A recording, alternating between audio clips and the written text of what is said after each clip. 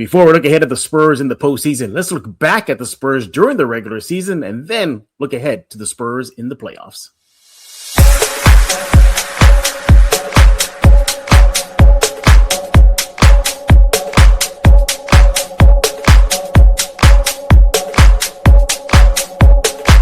Hey, welcome back to another episode of Spurs In Focus right here on YouTube, iTunes. What else you got? Spotify, Amazon Podcast. The list goes on and on. Go subscribe right now. We definitely appreciate it. Don't forget about the Substack, Spurs In Focus on Substack, completely free.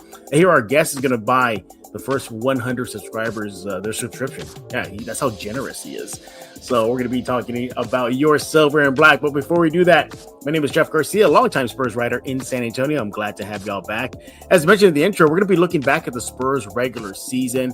Our favorite moments, disappointing moments, surprising things about this roster, players, coaches, the whole works. We're going to look at that and then give our quick thoughts on the Spurs ahead of the postseason. We don't know who the Spurs are playing as of this recording. We'll find out very soon. The play-in tournament is about to start.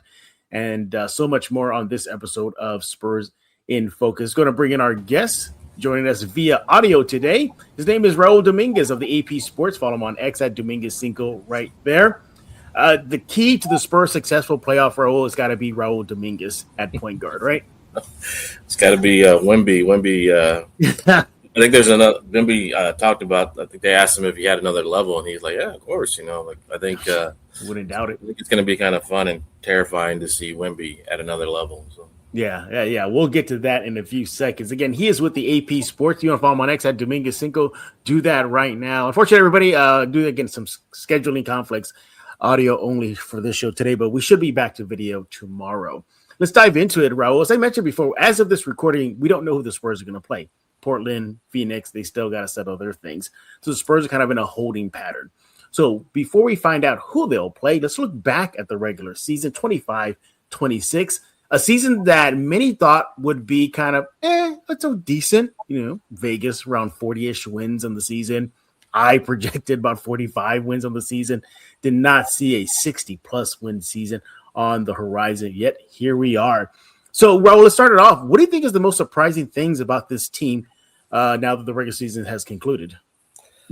I'm not saying this to brag or anything, but I was on your podcast before the season started, and I said I thought that they could do it. They could finish top four.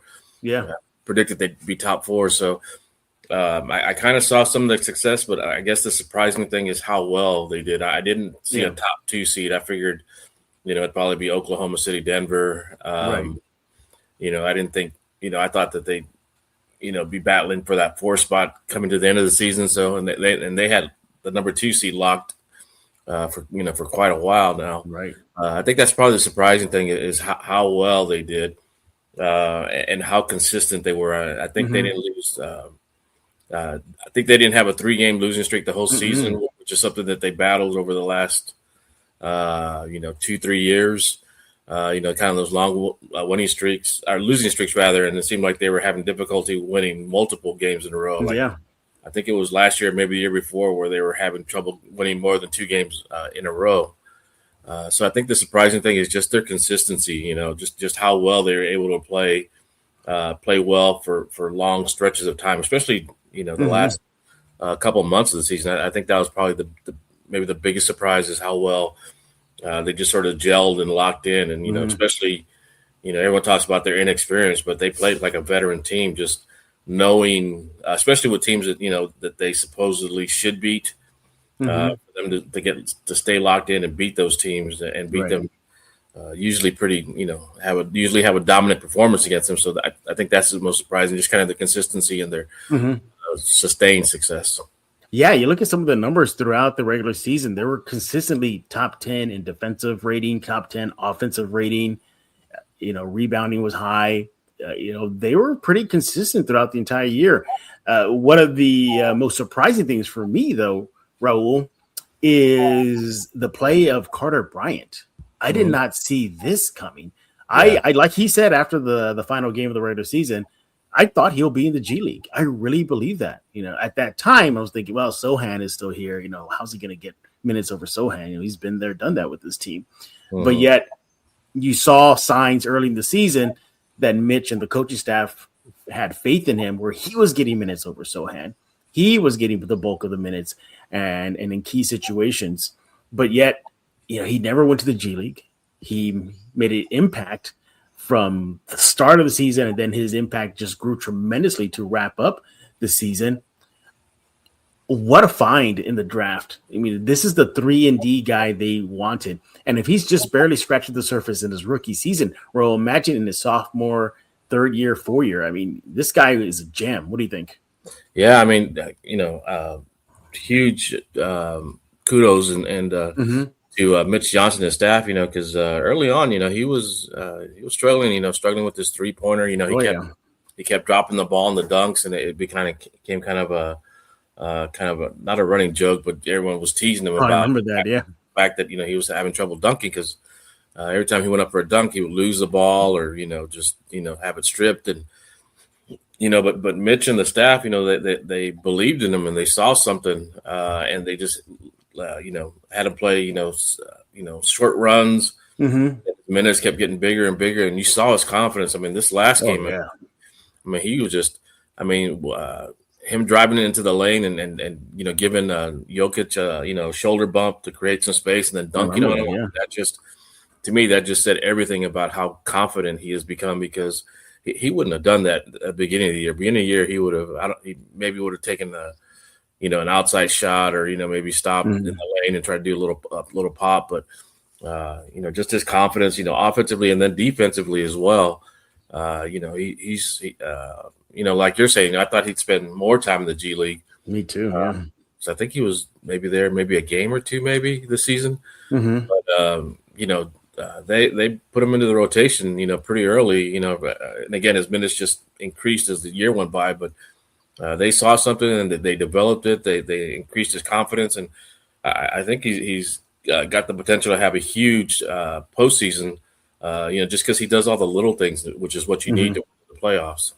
Mitch Johnson did say that Carter Bryant will get playing time in the playoffs. How much playing time remains to be seen, but that should give young Carter Bryant some confidence that the coaching staff has that type of faith in him to put him in a situation where, most of these guys don't have playoff experience. This guy especially. So yeah, I mean, you just got to tip your cap to him. Let's go look at some of the numbers. This is how he wrapped up the season, Raul. 9.4 points per game in the last 5 games, 3.6 rebounds, 2.4 assists in 19 minutes. He was a plus 4.4 for the Spurs during the final 5 games of the regular season. True shooting percentage, 76%. So that's really, really good. Overall, you look at his play and his impact, doing this at such an early age. I think he's still a teenager, right? He's still a kid. Yeah. So, yeah. Yeah. And he was, they also had him guard, Jokic, on a lot of possessions, during the Denver game. And, I thought he did a really good job with Jokic. Just sort of, it just seemed like at times that Jokic was just sort of like bothered by him. Not so much like, where he threw him off his game, but someone seemed like he was being a pest to him, kind of like, oh God, here he comes again. So, of course, Jokic still did well, but just you could see it maybe see him kind of get under his skin a little bit, and that's something that that only happens when the defender is really trying to impose their will on another player. So, so he showed that he's capable of guarding. Big man, just in case, they Spurs run with a smaller lineup. You can bring him in here and maybe guard a center or a power forward, even with Wemby on the court, if the size, they want to have two big men in there. Absolutely. Yeah. I mean, overall, he's been, for me, one of the most surprising aspects of this season, just how quickly he developed. He even said after the game versus Denver, Raul, you were there, when he said, my superpower is growing fast, developing quick. Yeah. So it fits well with the nerdiness here on the Spurs in Focus. So yeah, I wish Raul's superpower is that he can actually levitate things. That's how he's able to stop people. Yeah, just I can throw up a bad 3-pointer. So there you go. Then you adjust it with your mind, like Jean Grey from X-Men. All right, there's many surprising things about this team. You can, as we pointed out, to their exceptional play. You mentioned them being the top 4, and being a top 2. For me, it was Carter Bryant, but there were a few disappointing things. about this season. Not too many. There really wasn't. You really can't nitpick a 62-win season. But if you could, Raul, was there anything disappointing for you about this Spurs season? I guess disappointing thing for me was, like when I had said that I thought the Spurs would be top four, that they could, I predicted they would finish top four in the West. The big reason why I said that is just because of their athleticism and especially defensively. I thought that they were going to have a great defensive team, which they did. But I also thought that a big part of that was going to be Jeremy Sohan. And that's probably maybe the disappointing thing is, the fact that Jeremy's not with the team and didn't have a bigger role. And I don't, obviously the results bear out, what the Spurs coaching staff, saw or didn't see. But I really thought that Jeremy was going to be, starting alongside Wemby and helping them lock down players. But that's probably the one disappointing thing is, because you see Keldon and Devin and Julian, sort of, getting a reward after, so many bad seasons and all the work they put in now. They're bearing the fruit of that, all that hard work. To see Jeremy, who's good friends with the entire team, to see him not be a part of that is kind of disappointing. I feel bad for Jeremy, and obviously, I thought he was a great talent, but he just didn't fit what the Spurs were looking for and needing. So that's probably the biggest disappointment. Just the fact that he's not enjoying this, and also the fact that that he didn't contribute. Kind of like the way that I thought he was. Yeah, well, he definitely playing on the playoff team right now with the Knicks, so he'll be making his first postseason appearance just on the Eastern Conference side. But nevertheless, that was disappointing. Here's a guy that's been there, done that with the team in recent years. In this new chapter, helped establish the new chapter in Spurs franchise history, and it did not work out. It kind of goes back to one of my surprising things. It was Carter Bryant. I mean, this kid is just oozing with talent. Dare I say, Carter Bryant is what they thought Sohan would be. I think that's what it was. And look, they're not for the lack of trying. They tried the point guard spot. We all know what happened there. Credit to Sohan. He did have that moment during the season when he was a Spur where he had like 3 or 4 games straight where he was just like impressing everybody, the rebounding, the scoring, and then back to the bench, and Carter Bryant goes back in. So, that definitely was one of the Subscribe to Spurs in Focus. Resistance is futile. So it didn't work out with Sohan. For me, it was actually at the waiver wire. One of the disappointing things I thought the Spurs would do would look for better 3-point shooting, just better depth at the shooting spot. No knock on Mason Plumlee. That's good backup for the big man, number one in the middle. But I really thought they would chase a lethal or at least a sniper in the waiver wire, or at least around the trade deadline. And they didn't, Raul. Do you think that was a good move or bad move looking back? They did not get a sniper. I can't remember who was available. I don't think there was anyone to me that really stands out. I think the big thing was with them is just, they kind of saw the way the team was building because, Spurs shot the 3-pointer well down the stretch. Julian, Keldon, Castle, Harper's three-point shot is been phenomenal. I think he doesn't get enough credit for his 3-point shooting. He's really developed that aspect of his game. Castle, seems like Castle can hit a 3-pointer in the clutch situations.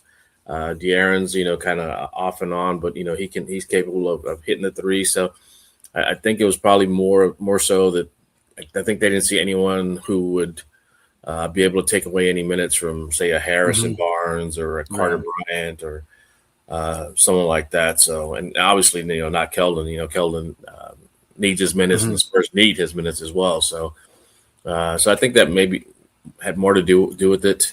I think the Spurs have really improved their 3-point shooting, and I think they've improved their 3-point shooting in the fact that they don't seem to take as many. And Denver game, that they kind of look like they regressed a little bit and were taking just a lot of 3-point shots, and there weren't really so much good shots. Right.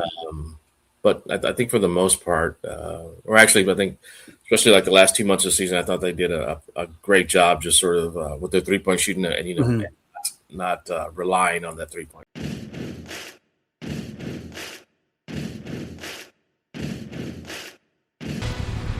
Ha! Let's fight! Bring it on! Take this! Not enough! Shot. Yeah, you look at how they ended the season, middle of the pack, 14th team ranking in the NBA at 35% shooting from the three line. So it's not horrific, I just my worry, Raul, is that this may come back to bite them in the postseason. Yeah, That's my biggest worry, because let's just pretend like they draw Phoenix. Well, enough said. Phoenix can shoot the lights out. Can Spurs match that? So we'll definitely see if this is going to be an issue for the Spurs in the postseason. But yeah, that was a little disappointing for me. I really thought they would come and get some sort of help in that department. But you're right. To their credit, they did get better throughout the regular season, because remember, Raul, to start the season, they were near the bottom. Definitely, almost in the 20th ranks when it comes to 3-point shooting. Now, at the end of the day, as mentioned, they did go up to the 14th in the NBA, so that's good. And you look at the last 5 games before they closed out the season. If I have it here, I'll pull it up here. Yeah, their true shooting percentage, not just overall shooting from 3, inside 2, paint, everything. 60%, good for 13th in the NBA. So they did get better in their last 5. But overall, they were just. I think they feel confident enough that they can hit threes, just maybe not as the volume as you mentioned. Mm-hmm. And look, when you got Victor there, do you really need that much offensive threat? I mean, the Spurs team oozes offensive threat, not just from Victor, but from everybody. So I think they'll be okay. But again, I'm having that in the back of my mind, is their lack of 3-point shooting, at least a sniper. No, I'm not trying to disparage Julian Champagny. He is really good. But I could wish they did just a little bit more help in that department. We're talking with Raul Dominguez of the AP Sports. He is on X at Dominguez5. Give him a follow right now. And we're looking back at the Spurs regular season before we look ahead at the postseason the Spurs have on Sunday. Yeah, Sunday is the day. Circle your calendar, Spurs fans. That's the day where the Spurs get back in action, hosting Game 1, the Western Conference opening series. Portland or Phoenix, we shall see. Raul, let's talk about Mitch Johnson in his first year. Looking back at his, I guess, officially, no more interim, just official head coach season. For me, I have A+ on his report card. What do you think? Yeah, Mitch was someone that, I don't know exactly what it was, but just sort of the early press conferences and the early games, there was just something about him, just sort of his mm-hmm. His demeanor, the way he was coaching, his approach to the game that, I said at the time, if Mitch wasn't, if Pop came back, which we were all hoping he would, mm-hmm. I said, Mitch was going to get a head. If he didn't get it here, he was going to get a head coaching job, really soon, because I thought he was going to be a hell of a coach. And I even said on a previous podcast where I thought he was going to wind up winning mm-hmm. Coach of the Year, and that was before the season. There's just something about Mitch, just his approach to the game. He has a very high basketball IQ. That he does, yeah. And he does a great job. People talk about Pop and his relationships with his players. Mitch seems to have that same relationship, but it's kind of it's like two sides of the same coin with him and Pop. They both have great relationships, but they have kind of different ways of doing it. And the players love him. The players, will run through walls for him, and I think early on he was just sort of kind of feeling out the rotations, and, who to play and stuff. And I know he got a lot of grief for this and that, and there were times where he would just let he wouldn't call a timeout. He'd let a run continue, or wouldn't call a timeout, let them run a play at the end of the game without calling a timeout to draw it out. And I know he got a lot of flack for that, but you could see what he was trying to do. He was trying to empower the players, to fix it on their own on the court, to rely on themselves on the court, and it's paid off. I mean, you look at the Spurs, the last couple of months, their end game, the way they're able to close out games, the way they're able to stop runs. So I think Mitch and especially his staff as well have done a tremendous job. Like the one thing that worries me, and should worry Spurs fans, is I don't think Sean Sweeney's going to be here for long. Yeah, I agree with you on that for sure. Yeah, I have a feeling that Milwaukee's going to come calling. That they'll at least interview him, and so the job that he's done and the job he did in Dallas, he's going to be another tremendous head coach. So, he may be part of, sort of that Pop Mitch Johnson coaching tree. So, but yeah, no, I give Mitch a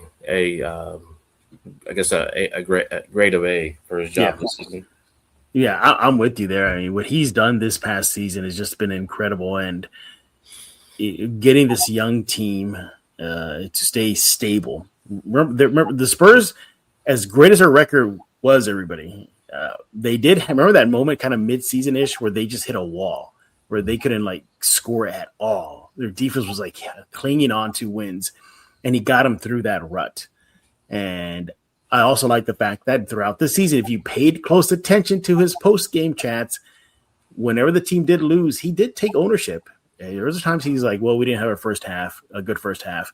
That was on me. Maybe X, Y, and Z, I should have done this. So he took ownership, as well as he gave praise to the players. And even to the bitter end, he said that he gave credit to the team for having the 62 wins. So he's doing everything. He's pressing the right buttons. He's making bold moves. We highlighted one earlier, Raul, Carter Bryant versus Sohan. He went with a rookie. I mean, that's a bold move. I don't think Pop would have done that personally. I think Pop would have stuck to the veteran in this case, which would have been Sohan. But he went with a rookie, and that's great. He lets them play through their struggles. That's good. And he does get into the players. I mean, from Dylan Harper to Carter Bryant, they said Mitch can get fired up behind the scenes. But even you see the demeanor during game, on the bench, in the sidelines, you rarely see him just light into a player. Rarely did you see that. He lets them know. You definitely see he has that Mitch Johnson stare, where you get in trouble with your parents and they just look at you. You're like, oh, what did I do? I think he's excellent at communicating with them. Bang up job, and he's outshining other names that could have had his job. Jenkins, Mike Malone, those are people out there. Becky Hammond, they were out there available. But here's a guy with 0 NBA head coaching experience. I guess the interim season. But way to go. Guided this team to a phenomenal record. We'll see what they do in the postseason. All right, Raul, what do you think is the most underrated thing about this team from this past season? Mitch touched on it during the press conference. I think it was before the Denver game when they asked him about the season, and he talked about the first things he talked about is sort of their team's unselfishness, and the way they're selfless. He talked about how Harrison Barnes going to the bench. He talked about Keldon Johnson. How he's embraced that 6-man role. He talked about Victor and how Victor obviously wanted to start. Victor obviously wanted to, play a lot of minutes, when he was injured and, coming off injuries and stuff, but Victor still, came off the bench, did a tremendous job when he came off the bench. He didn't complain, he did, what the Spurs coaches and medical staff, said he should do. And then he also talked about as far as trying to think, he talked about Luke Cornett and the job that he's done, and how Luke came off the bench to start when Victor was injured, and how he played 40 minutes, and I think it was the overtime game in New Orleans, which they won. And he talked about how they needed those 40 minutes, but he talked about how they had to sit Luke out for the next game or two because they kind of wore him down, but Luke was still out there, for the New Orleans game, given it his all, playing more minutes than he was used to. Doing whatever it took for the team, whatever the team needed. And I think that's the big thing is just their the way they really are a team, the camaraderie, the fact that they don't care. Look at De'Aaron. De'Aaron could be averaging, between 20 and 30 points a game, but he's dialed back. He's allowed Dylan to evolve. He's allowed Castle to evolve. He's allowed Victor to be, the tremendous offensive threat that he is. So. I think that's a big thing with the Spurs. I think people see that, but I don't think people realize the extent of it, where, they don't care who has the most points. They don't care who gets the recognition. They just enjoy playing, playing alongside each other. And you see it also like when they're on the bench. I mean, how crazy they go when, someone gets dunked. I mean, when Carter Bryant had the dunk on Jokic, I mean, picture, I think, was probably the most excited of anyone in the entire arena, when it happened. So, so just that bond that they have, and that's something that I think teams talk about, that teams want to have, but what the Spurs have seems, it seems very genuine, and that's a big thing. That's going to help them, I think, in the postseason. That just the fact that they're willing to do whatever it takes for the team to succeed. I'm with you. Yeah.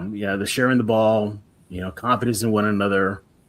Even Carter Bryant, the last game of the season, what did he say? Like when he was making a joke. Well, I guess it wasn't a joke, but he said his superpower was growth. But he said that his teammates allow him to make mistakes. That he understands that's going to happen. So yeah, they definitely have that bond and that togetherness. For me, Raul, I think this didn't really get highlighted enough during the regular season. Did you know the Spurs finished 5th in the NBA in turnover percentage, a mere 13.5? They took care of the ball pretty well. Yeah. I didn't know that because early in the season they were struggling with turnovers. So I didn't, now that you mentioned it, I'm thinking like, their turnover was really down, but this is supposed to be an inexperienced team. You had a rookie and second-year player, handling the ball for the most part. And Bryant, and Castle and Harper. So that's amazing. Well, it gets even better, Raul. In their last 5 games, they were 3rd in the NBA in turnover percentage at 11.8. So I think that doesn't get highlighted enough. I think that's one of the most underrated things about this team is throughout the season, and especially to wrap up the season, they did rarely turn the ball over. Even to take a look at the last 10 games, they were 6th in the NBA in turnover percentage at 12.9. So, really valuing the ball, keeping mistakes at a minimal, and the proof is in the pudding. Look at their record. Look at their wins. They rarely shot themselves in the foot with turnovers. Yes, they did have their games where it was just they coughing the ball up, but that was far and few between. So for me, turnover percentage was so low throughout the season. Again, a credit to Mitch, a credit to the team having trusting and confidence in one another. Mitch, allowing them to, try things, and if it works, great. If it doesn't, let's move on. But nevertheless, keeping that ball, valuing the ball, that's something the Spurs really did well throughout the season. My most underrated thing about this Spurs team this season. Raul, again, a 62-win season. A lot of highs, very low lows. There really wasn't that many. I guess maybe the lowest one for me. Well, we'll get into that in a bit. But what do you think is your most memorable moment of the 25-26 Spurs regular season? Well, that's a tough one. I'm trying to think. Wemby's obviously at the center for sure. A lot of the highlights. I would say. Trying to remember exactly how it went. So the 25-point comeback against the Clippers was just incredible. The fact that they didn't give up and were able to come back, and the Clippers were a hot team. Yeah. They finished to close the season. I think with after starting the season really poorly, I think they finished like 37 and 19 or something. So. They were in the midst of a really hot run when the Spurs came back and beat them, and they had Kawhi, and they had, it wasn't like they were depleted. But I'm trying to remember, was that the game when Wemby got really emotional?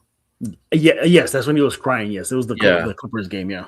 Yeah, so I think that was probably the highlight for me, just seeing how this team had evolved from being a team that especially the last couple of seasons where they would build these big leads and then lose it and then not be able to come back.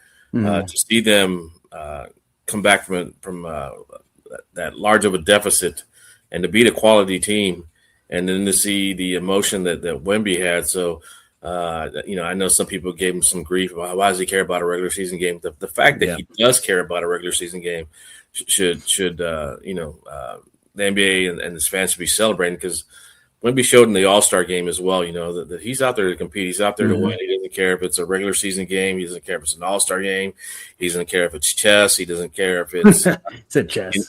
Table tennis, whatever. Like, Wemby wants to win. He's competitive, and he's got no friends. Once they put the ball in the air for tip off, he doesn't have any friends on the court. So that was probably the highlight of the year, just to see the team's growth and to see how much they evolved from the team that kept blowing leads, in years past to just sort of this monster that they had become. Yeah, you took my number one pick was that game versus the Clippers. It was just phenomenal. The atmosphere was electric. I gotta be honest with you, I cashed in. I was like, okay, this game's over. This game's over. There's no way this team is gonna come back from 25, and they did. And I guess for me, it kind of ties into what I had in my number 2 on my list. Was not necessarily a play or a game or a moment. It was more like how they evolved. Remember the first half of the season? What was it? If they were down at halftime, they were not going to come back. You remember that? It was they were down at halftime. They were not going to win. The record was like crazy against the Spurs. Like they were like 5 and something. It was wild.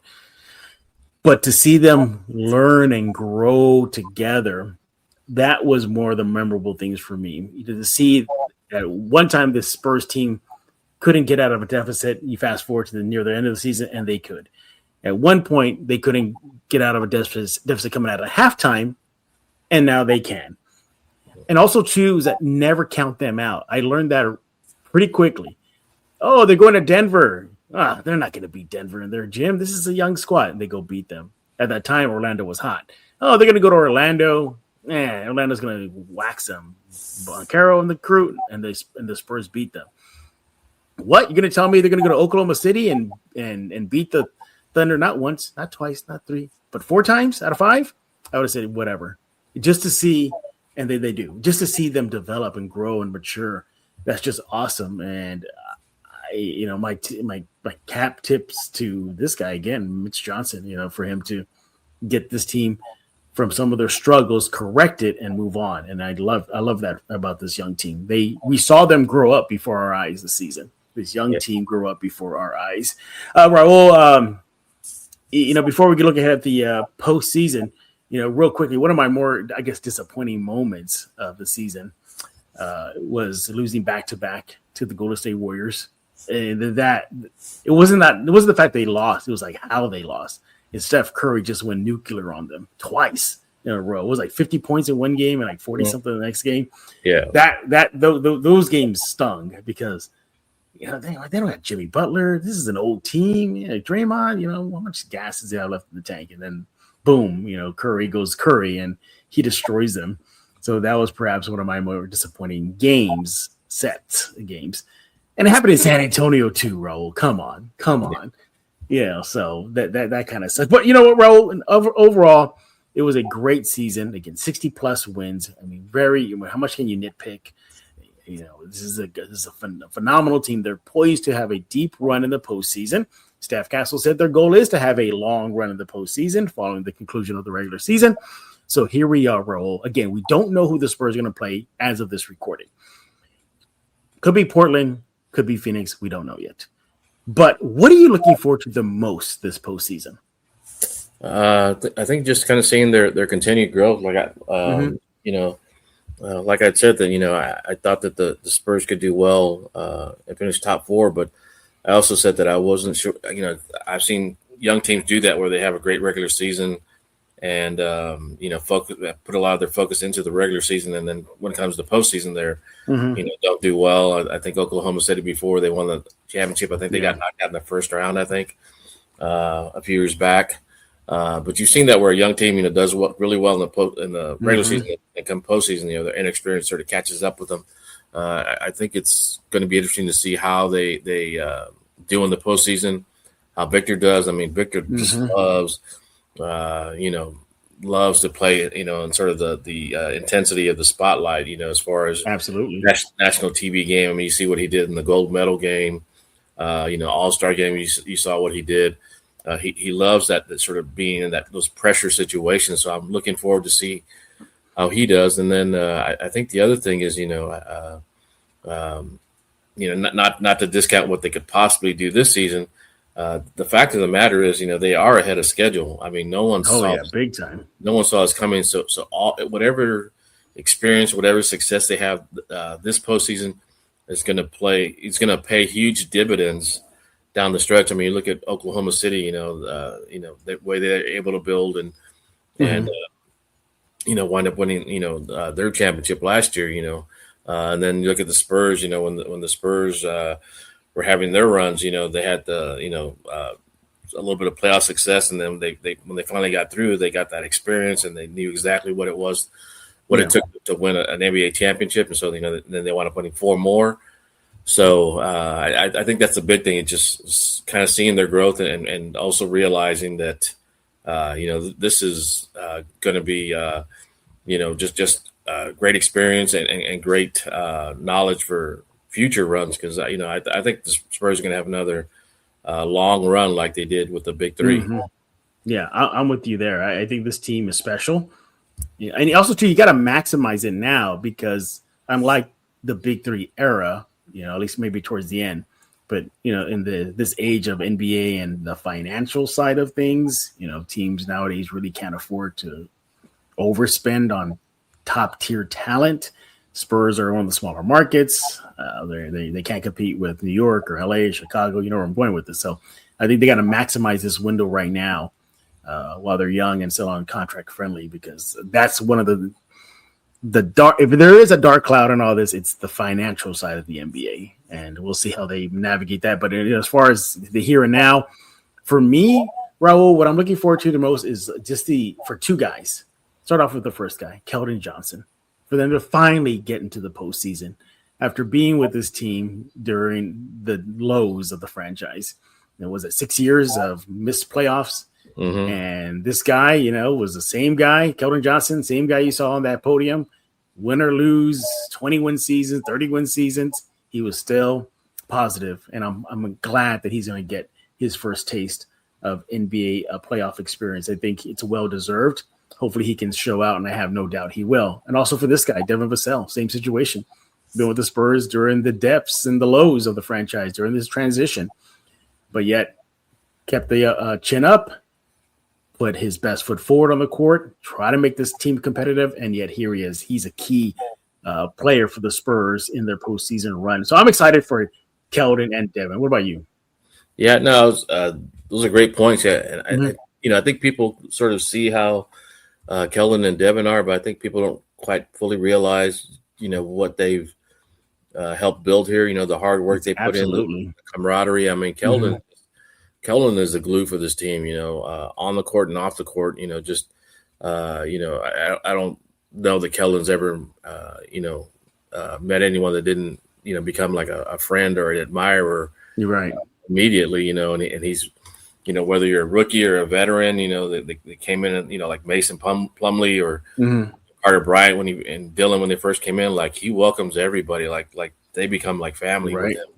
So that's a big thing for the chemistry that they have. So just piggybacking up on what you said, having those 2 guys, and then Devin as well. Devin's a tremendous guy. I mean, Devin's like one of the nicest guys I've ever met. His mom and his dad are always at the games, cheering for him, and he loves that sort of family atmosphere, and the way he's worked hard through injuries. Mm-hmm. I mean, you remember, he was having a tough time staying healthy. That. Yeah, good point. And then now he's, but even then he's continued to put the work in. So you're right. Seeing them, when they get into the games and stuff, it's going to be a different atmosphere to sort of have them rewarded for all those years where it seemed like nothing went right with the Spurs. For them to finally get that taste of the postseason, that's going to be special. Mm-hmm. Remember during those lean years, this guy, Devin Vassell, he was always, he's their best trading chip. He's their best trading. You're going to trade him and Keldon. Those 2 guys, you can trade them. And yet they stuck with them. And here they are helping the team into the postseason. All right, Raul, man, God, what a season. What a season. Cannot wait for the postseason. It's right around the corner. Man, let me get a little taste from you first. Would you rather see, Portland or Phoenix? I think most fans would say Portland because they feel like Spurs are better. They're a better matchup for the Spurs. But I would love to see them play Phoenix. I think that would be a really intense playoff series. And Dylan Brooks is on the record. I forgot there was a podcast or an interview where he talked about how he shut down Victor and that he is shutting down Victor. Oh, that was Dylan Brooks, right? Yeah, Dylan Brooks. Yeah, so I would love to see Victor play against him, and that'd be great. I think Victor's adapted more to done a better job adapting. He's excelling against sort of the smaller players that try and bully him. So I'd love to see them go against them. Obviously, you have Dylan and you have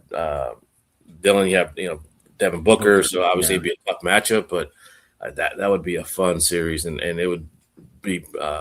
I think one of the big reasons is, you always want to have sort of a villain in the playoffs, and I think Dylan got one. Dylan Brooks definitely fits that bill for all, the entire NBA. And I love Dylan Brooks' game is like if he was on the Spurs, people would love him. Just his intensity, the way he plays. But when he's playing against you, people love to hate him. So I think he would bring that would be just a tremendous opening series.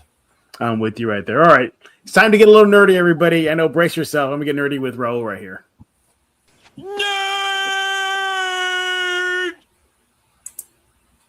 All right. We did not have a nerd segment for yesterday's show, Raul. Our guest, Matt Guzman, he was actually on the road driving back to Austin. So I said, you know what? Let's just skip it. Keep your eyes on the road. Yeah, you're driving. We'll skip it. We got your takes in, and we'll move on. So here we are, Raul. So one of the more anticipated movies this summer is Masters of the Universe, He-Man. It's coming back. The trailers have been just fire. I mean, just insanely good. Are you looking forward to that movie? Is that a ticket you're going to go buy and check it out in the theater? Yeah, I think I will. Honestly, I wasn't sure because, it seems like past I'm trying to remember. I think there was one or two Masters of the Universe movies before. It was with Dolph Lundgren and Landella. Yeah, there you go. There you go.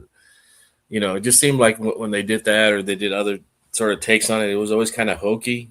I don't think they really have the respect for it. They kind of took it as like, like almost like a toy or whatever. I think one of the best parts of, I guess, us nerds having grown up and have money to spend now, that they're starting to sort of, do a better job, with like Mortal Kombat, Master of the Universe, Transformers, like where they're, realizing, hey, we got something here. So they're putting the money, they're putting the CGI, the actors, the script. So I'm looking forward to it.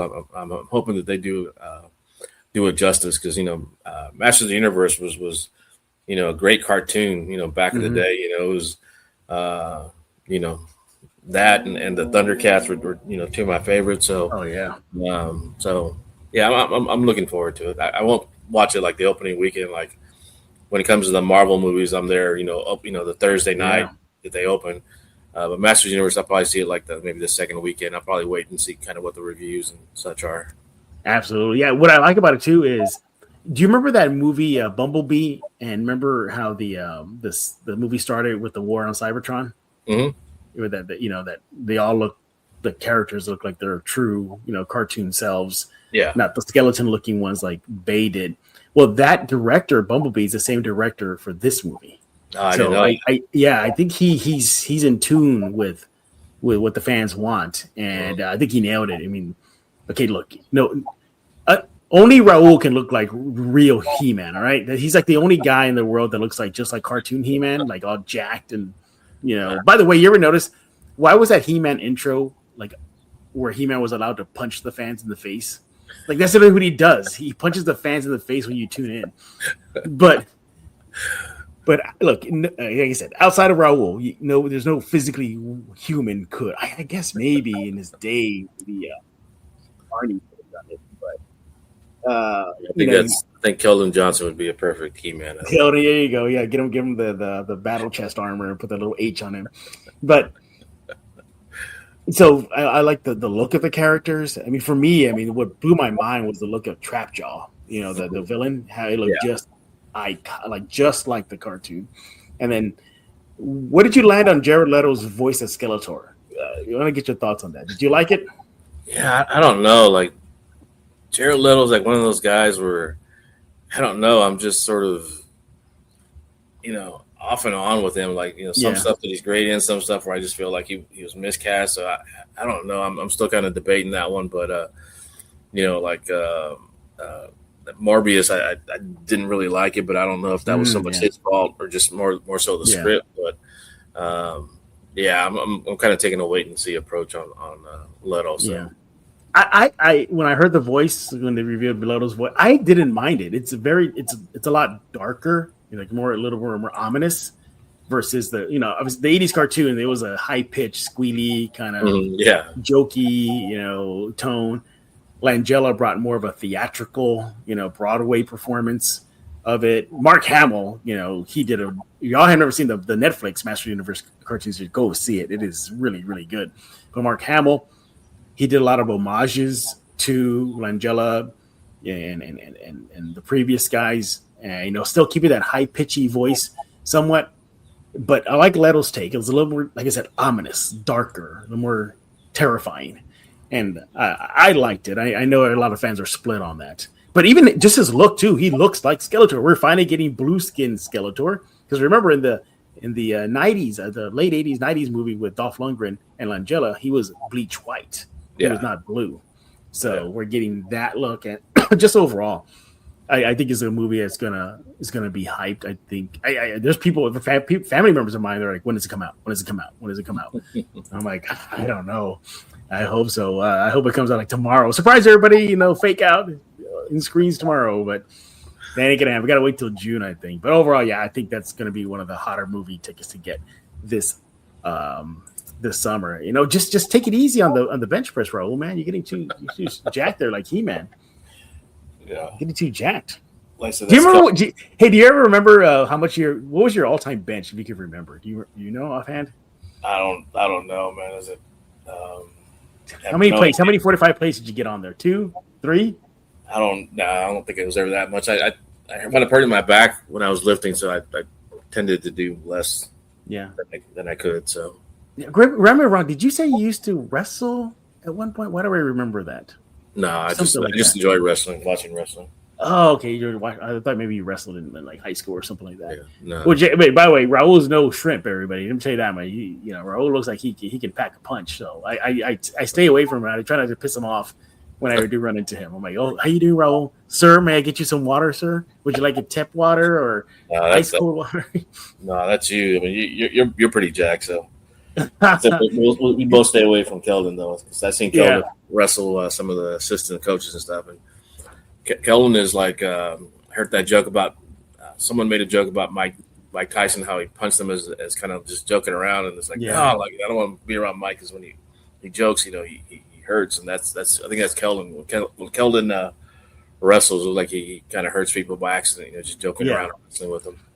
Yeah, he's like that, like friendly giant that doesn't know his own strength. Oh man, I hurt you or something like that. But no. The reason why I work out so much, Raul, because I do not like getting older. I just don't like it. I don't like it. I mean, it's bad enough, Raul, that everybody. I do wear glasses, but I don't wear them often because I don't really need them. I just need them more for long distance. But Raul, new news.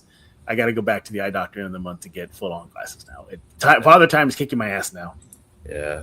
I need glasses as well, but I can't find the right prescription because I need the trifocals or bifocals or whatever it is. And, they're gonna put the Hubble telescope lenses on mine. That's what they're gonna do. That's how much you need. He is Raul Dominguez of the AP Sports. He's on X at Dominguez5. Raul, brag about what you got coming for all Spurs fans. Just kind of waiting on the Spurs playoffs, but keep an eye out for the Associated Press. Tim Reynolds and the great AP staff are putting together this great package leading up to the play-in tournament. Just a lot of different stories from a lot of the different NBA cities. Tim Reynolds, the great writer based out of Miami, is writing some has budgeted some great stories coming out on individual players, on teams, on scenarios, the previews of the play-in matchup. So Associated Press has a tremendous package coming up this week as far as stories. So definitely keep an eye out for that. I know that you can click on a link to subscribe to, get notifications for their NBA stories. So I would definitely do that. I mean, Associated Press has some great writers, Tim Reynolds, Brian Mahoney, Ben Knuckles, Cliff Blunt. So, definitely keep an eye on what the AP has coming. But more importantly, everybody, you want to follow Raul Dominguez. He's such a team. He's such a team player there at the AP. But give him some love. Again, he's at Dominguez Cinco. He's gonna have some articles for you guys. Go check him out. Give him a follow. ASAP. Raul, thank you again for taking time out of your schedule to join us here at Spurs in Focus. We appreciate it, buddy. All right, thank you, my friend. Appreciate it. All right, yeah, and thank you for taking it easy on me whenever we do arm wrestling. I appreciate that too. Right? Making me look like I'm gonna win, and Raul's just laughing at me in my face. Everybody else, we thank y'all for making Spurs in Focus your first listen each and every day. Seriously, come here, only spot for all things silver and black. Subscribe on YouTube, iTunes, Spotify. We're now on Amazon Podcast. We even have a YouTube music station. Seriously, it's how crazy it is. Yeah, so go check it out. Don't forget, Spurs in Focus Substack, completely free. As a matter of fact, Raul's buying the first 100 subscribers, their subscriptions right now. So if you're one of those first 100, just hit subscribe and the bill goes right to Raul. And he got your back. He's got your back. Again, Spurs in Focus on Substack. Go follow it and subscribe to it right now. We'll be back tomorrow as the Spurs are getting ready for the postseason. So for Mr. Raul He-Man Dominguez, I am Jeff Garcia, and now you're in focus with Spurs in Focus.